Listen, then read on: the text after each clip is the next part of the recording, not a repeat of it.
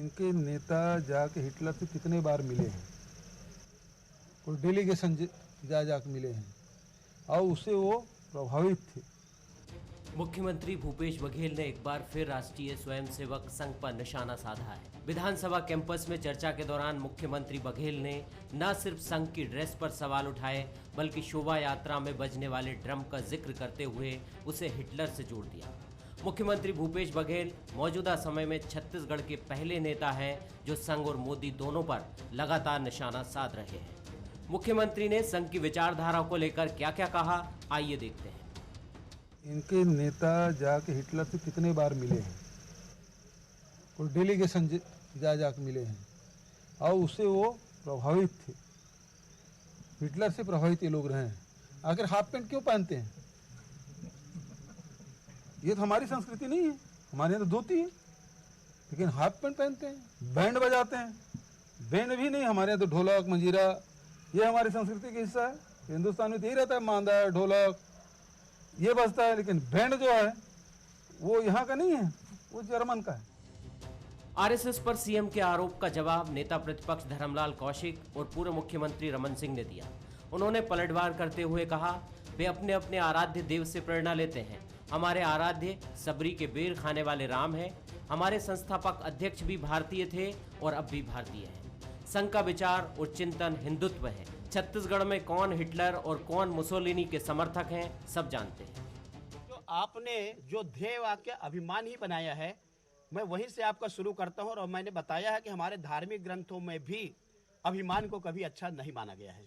छत्तीसगढ़ की जो अस्मिता है, भगवान श्री राम हमारे आराध्य देव हैं, ये वर्षों से परंपरा रही है और आज भी गाँव में जो पूजा की जाती है इस सरकार का देन नहीं है, बल्कि गांव की परंपरा को भूपेश सरकार ने भी उसको आज अनुकरण कर रहा है। हिटलर की तुलना इसलिए मैं कर रहा हूं कि हिटलर सत्ता बचाने के लिए अपने प्रचार तंत्र का उपयोग करता था। आज किसके पास सत्ता है और किसके पास प्रचार तंत्र है, तो हिटलर की चाल कौन चल रहा है और सत्ता बचाने के लिए कौन प्रचार तंत्र का उपयोग कर रहा है। छत्तीसगढ़ की जनता को नाम ले लो हिटलर, तो चेहरे में नाम बोलने की जरूरत नहीं होती। देश के राजनीतिक इतिहास में कई उदाहरण भी हैं जब कांग्रेस के बड़े नेताओं ने संघ की विचारधारा और उसके सेवा काम की सराहना की थी। जहां तक कि पूर्व प्रधानमंत्री पंडित जवाहरलाल नेहरू और पूर्व प्रधानमंत्री इंदिरा गांधी ने संघ के सेवा कार्यों को सराहा था। लेकिन बदले राजनीतिक परिदृश्य में सीएम बघेल अपने राजनीतिक गुरु पूर्व मुख्यमंत्री दिग्विजय सिंह का अनुसरण करते दिख रहे हैं। दरअसल इस बार विधानसभा की कार्रवाई के दौरान कर्ज माफी के बयान को लेकर सीएम बघेल हिटलर के नाजी मंत्री गोएबल्स के सिद्धांत का उदाहरण दे गए। यानी झूठ की राजनीति, जितना बड़ा झूठ होगा उतनी ही आसानी से जनता में फैल जाएगा। ऐसे बयान कांग्रेस की सियासत के लिए फायदेमंद साबित होंगे या नुकसानदायक, ये आने वाले दिनों में सामने आएगा। अभिषेक शुक्ल, बंसल न्यूज, रायपुर। नमस्कार, स्वागत है आपका। मैं हूं अभिषेक शुक्ल। बात आज होगी मुसोलिनी और हिटलर की। जी हाँ, हिटलर और मुसोलिनी का जिक्र यहाँ पर आया तो ये जिक्र इसलिए निकल कर आया क्योंकि सियासत में कल सदन में दरअसल मुख्यमंत्री कर्ज माफी पर एक बयान दे रहे थे और उन्होंने कहा कि एक ही बात बार बार जो बोलने का तरीका है वो संघ से प्रेरित होता है और हिटलर और मुसोलिनी से संघ प्रेरित है और उन्हीं के नक्शे कदम पर चल रहा है। थोड़ा आगे मुख्यमंत्री बढ़े और हाफ पैंट, बैंड जैसे तमाम उपमाएं और उदाहरण भी उन्होंने वहां पर दी और कहा कि यही वजह है कि संघ से लेकर बीजेपी हिटलर शाही के तरीके से आगे बढ़ते रहे हैं और ये पहला मौका नहीं है जब संघ पर मुख्यमंत्री ने निशाना साधा हो। भाजपा की तरफ से जवाबी कार्रवाई यहां पर हुई और बात आई सामने। नेता प्रतिपक्ष ने संस्कृति से इसे जोड़ा तो पूर्व मुख्यमंत्री रमन सिंह ने कहा कि प्रदेश में हिटलर शाही कौन चला रहा है ये सभी जानते हैं। चर्चा इसी पर आज होगी, छत्तीसगढ़ की सियासत में हिटलर और मुसोलिनी की एंट्री आखिर क्यों हुई और इसके मायने क्या है। खास मेहमान हमारे साथ हैं, सुशीलानंद शुक्ला जी हैं कांग्रेस से, बहुत स्वागत। अनुराग सिंह देव जी हैं भाजपा से, बहुत स्वागत अनुराग जी। और वरिष्ठ पत्रकार आर कृष्णा दास जी हमारे साथ हैं।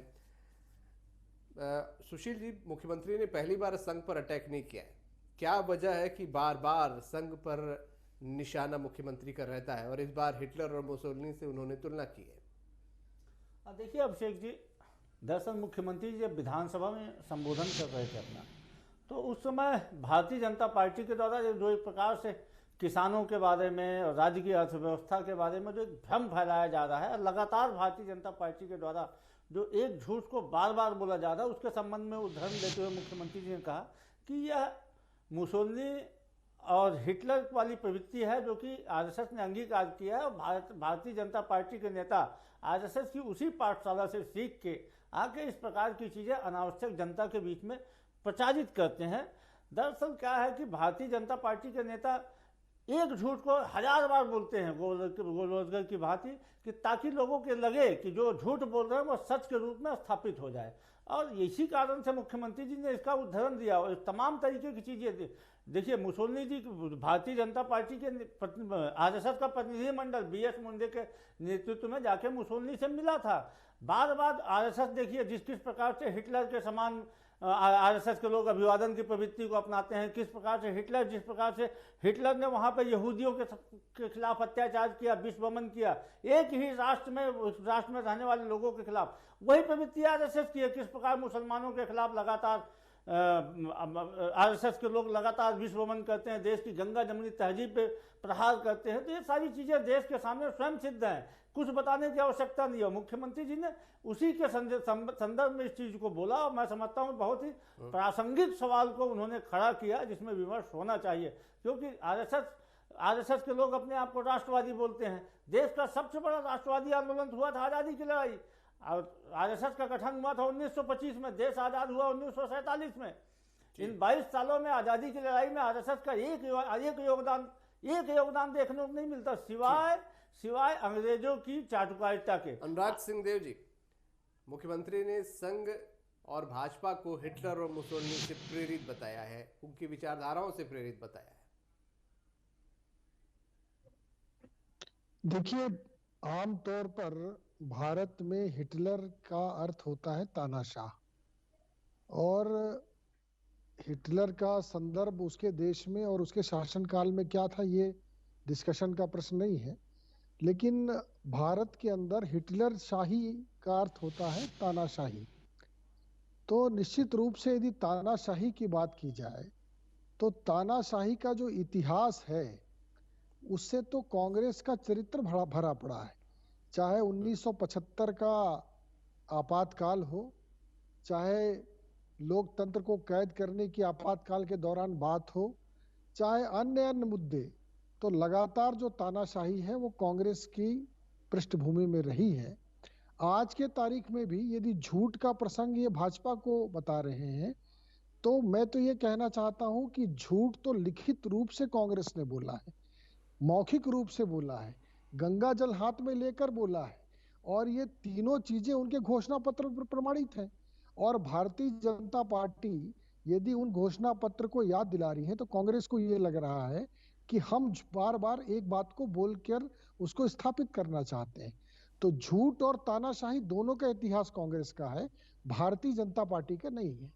जहां तक राष्ट्रीय स्वयंसेवक संघ की बात है, मैं बहुत स्पष्ट रूप से अभिषेक जी आपको बताना चाहता हूं कि देखिए, राष्ट्रीय स्वयंसेवक संघ में जो परम पूज्य हेडगेवार जी थे, जो संघ के संस्थापक थे, वो कांग्रेस में थे पहले, और 1919 के बाद 1920 में वो कांग्रेस से बाहर आए।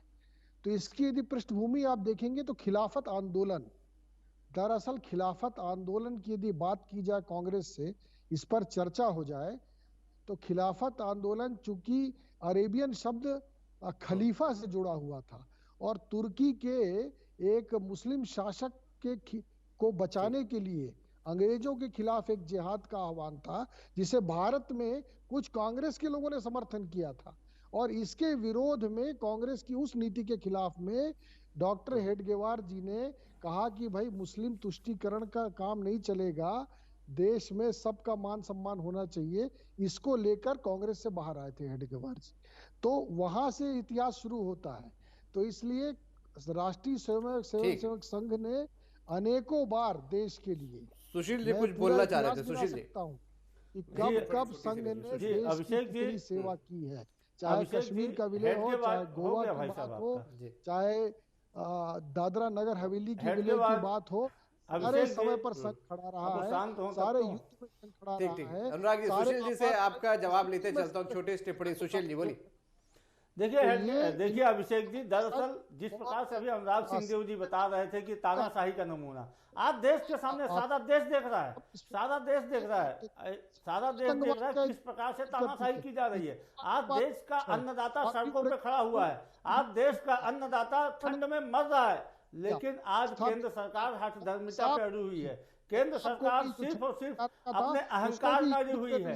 कहीं ना कहीं अनुराग जी हो गया, शांत रहिए थोड़ा। अनुराग जी मैं आ रहा हूँ आपके पास, सुशील जी का टिप्पणी ले लो। देखिए किस प्रकार से तानाशाही का नमूना एक नरेंद्र मोदी जी प्रस्तुत कर रहे हैं कि आज देश का अन्नदाता सड़कों पर खड़ा हुआ है। आप बोल रहे हैं कि आप कानून जो बना रहे हैं किसानों के हक में, किसान बोलते हैं नहीं भैया ये कानून हमको बर्बाद कर देगा।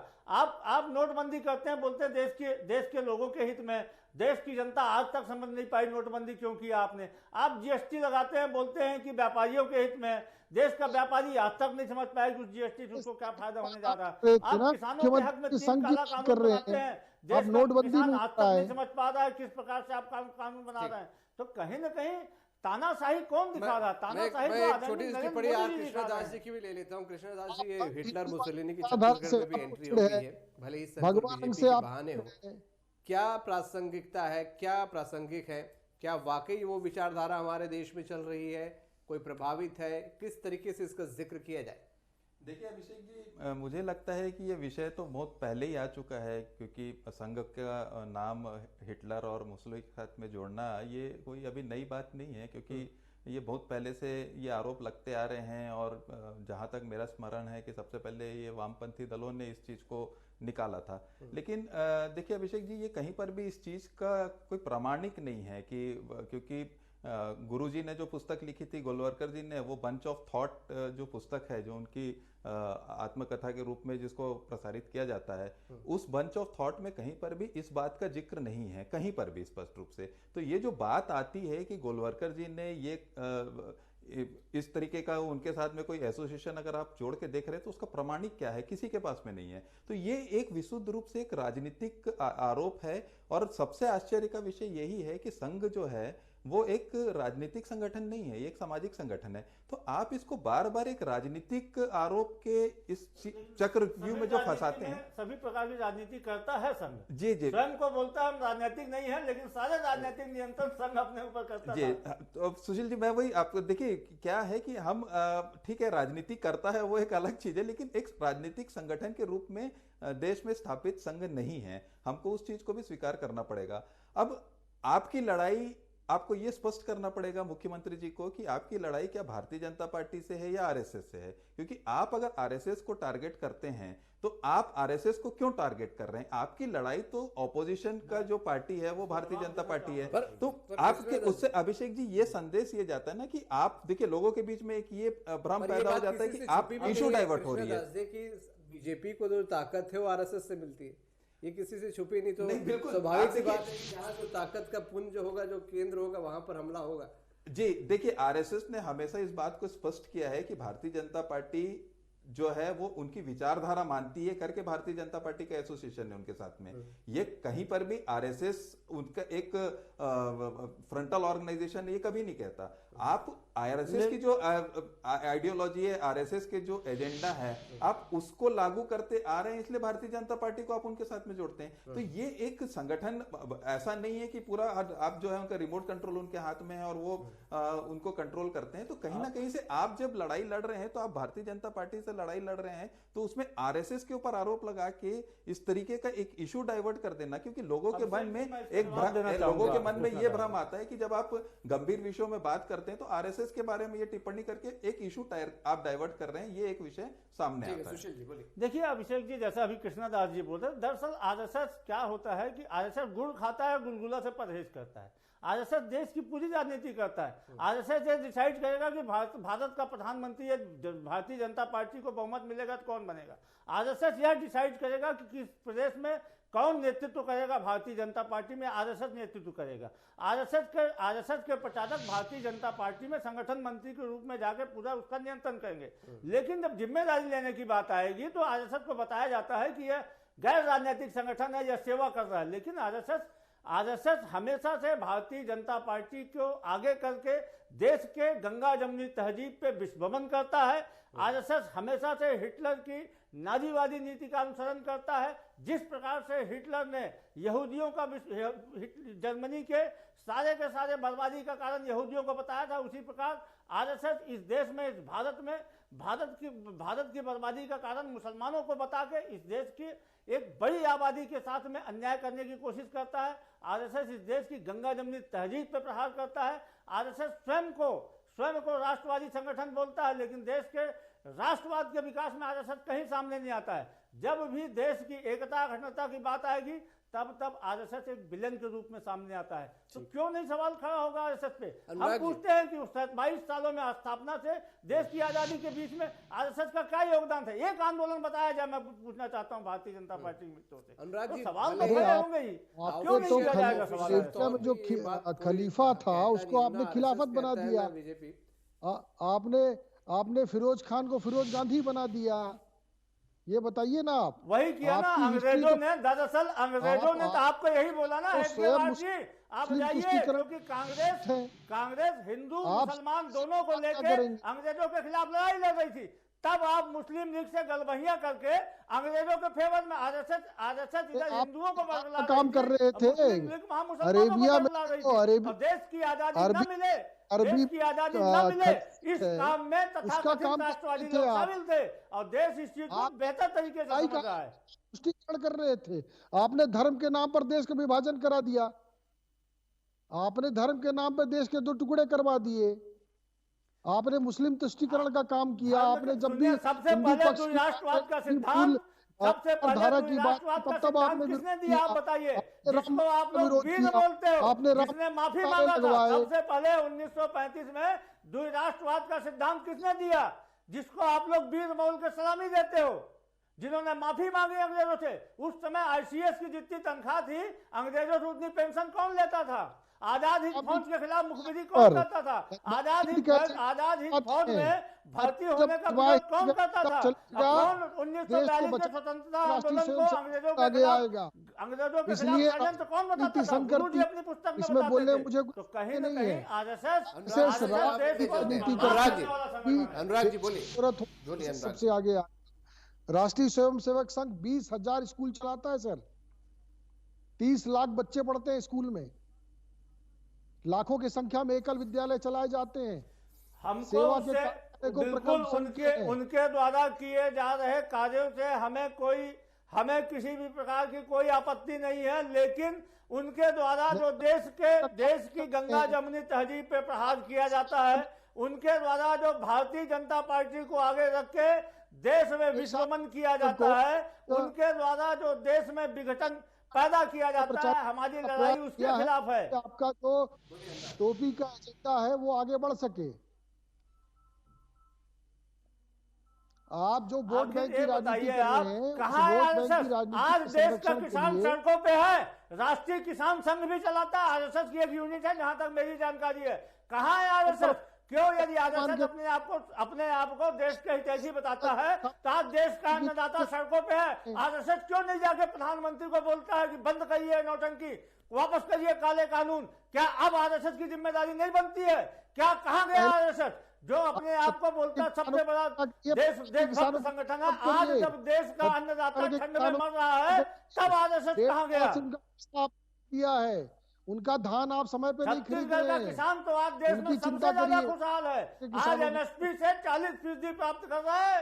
आपने जो 300 बोनस नहीं दिया अनुराग जी, आज छत्तीसगढ़ के किसानों को हमारी सरकार दे रही है।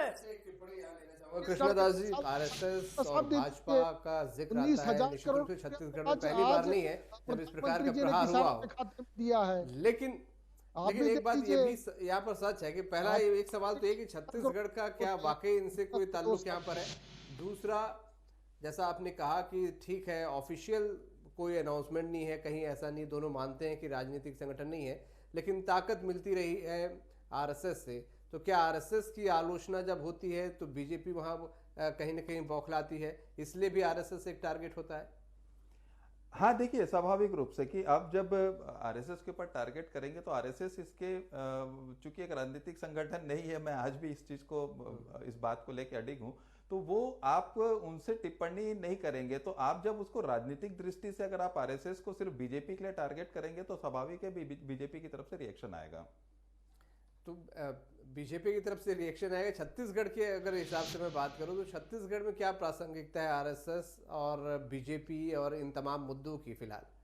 नहीं, देखिए अभिषेक जी, ये तो स्पष्ट रूप से अगर आप आरएसएस को बीजेपी के साथ जोड़ के अगर टिप्पणी करते हैं तो प्रासंगिकता यही है कि देखिए आरएसएस अपना काम करता है, सामाजिक संगठन है, जैसे अनुराग जी ने कहा कि वो इतने सारे विद्यालयों का संचालन करता है, सामाजिक कार्यों में जुड़ा हुआ है। अगर उसके साथ किसी राजनीतिक दल जुड़ता है और वो अगर उसके साथ में अपने आप को जोड़ के रखता है और अगर आप उसकी पर कृष्णा जी, क्या आप इससे इनकार करते हैं कि चुनाव में भी आरएसएस के स्वयंसेवक उतरते हैं प्रचार प्रसार में? बिल्कुल नहीं, अधिकृत रूप से डाइवर्ट हो, आरएसएस से काम भी करता है, अधिकृत रूप से कभी नहीं रहता। अधिकृत रूप से ना सही, पर हाँ, उतरते हैं, इस बात से किसी को इनकार नहीं है। देखिए मुझे लगता है आलोचना से भी बौखलाहट नहीं होनी चाहिए। नहीं, देखिए अभिषेक जी, अगर आप उस पार्टी की विचारधारा और आप अगर उस विचारधारा से अगर आप जुड़े हुए हैं तो स्वाभाविक है कि आपके जो समर्थक हैं या आपके कार्यकर्ता उनको वोट देंगे।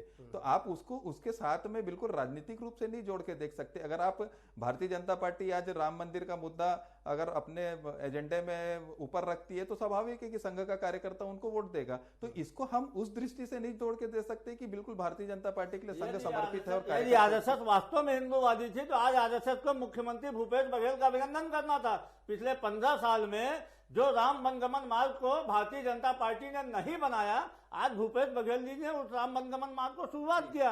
माता कौशल्या के एकमात्र मंदिर को 15 करोड़ की लागत से इसीलिए सुशील जी साहब उनका अनुराग जी के लेके कार्यक्रम खत्म करूंगा। अनुराग जी, भारतीय जनता पार्टी के मुखौटा के रूप में काम कर रही है। एक छोटी टिप्पणी अनुराग जी। अनुराग जी, बहुत संक्षेप में आपका जवाब।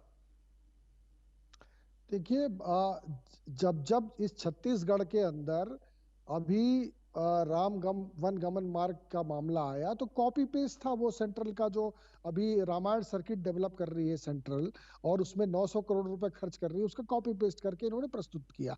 अब चूंकि राम का नाम ले लिया था तो इनके बाकी वोट बैंक डिस्टर्ब हो रहे थे, इसलिए अब संघ को गाली देना जरूरी था, हिंदुत्व को गाली देना जरूरी था, क्योंकि फिर ने पता चला इनका सेंट्रल में मुख्यमंत्री जी का जो हाई कमान है वो नाराज हो जाता ज्यादा राम का नाम लेने से, इसलिए उन्होंने अभी तुरंत संघ को गाली दिया ताकि सब बैलेंस हो जाए। तो इस प्रकार की जब राजनीति ये करते हैं, अवसरवाद की राजनीति, जब जरूरत होता है तो ये जनेऊ धारण कर लेते हैं, जब जरूरत होता है तो चंदन टीका लगा लेते हैं, जब जरूरत होता है तो टोपी पहन लेते हैं। तो ये जो अवसरवाद की राजनीति, तुष्टीकरण की राजनीति है। जी, इस चर्चा में शामिल होने के लिए। तो संघ की बात आती है तो निश्चित तौर पर निशाना बीजेपी होती है।